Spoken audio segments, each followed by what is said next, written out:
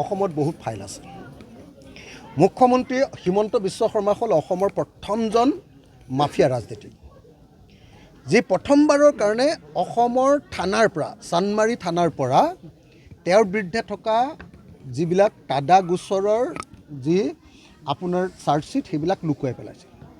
অকল থানাৰ পৰাই চাৰ্জশ্বিট নাইকিয়া কৰি দিলে এনেকুৱা নহয় দেই, গুৱাহাটীৰ কোৰ্টৰ পৰা আদালতৰ পৰাও তেওঁ চাৰ্জশ্বিটবিলাক নাইকিয়া কৰি তেওঁ কেছটোকে নাইকিয়া কৰি পেলালে। হিমন্ত বিশ্ব শৰ্মাৰ নিচিনা ইমান মাফিয়া ৰাজনীতিক অসমৰ ৰাজনীতিত কেতিয়াও জন্মই হোৱা নাই। তাৰপিছত যেতিয়া তেওঁ আপোনাৰ CBI কেছ লাগিলে আপোনাৰ উত্তৰ কাছাৰ কেলেংকাৰীক লৈ, তেতিয়া তেওঁ আপোনালোকে সকলোৱে জানে যে তৰুণ গগৈ ডাঙৰীয়াৰ মানে আচলত থাকি তেওঁ যেনে তেনে বাচিলে। তাৰপিছত যেতিয়া সাৰদা কেলেংকাৰী গোচৰ লাগিলে আৰু লুইবাজাৰ কেলেংকাৰী CBI গোচৰ লাগিলে, লগে লগে তেওঁ কি কৰিলে, বিজেপিলৈ জাপ মাৰি দিলে। গতিকে তেওঁৰ বিৰুদ্ধে যে হাজাৰটা ফাইল থাকিব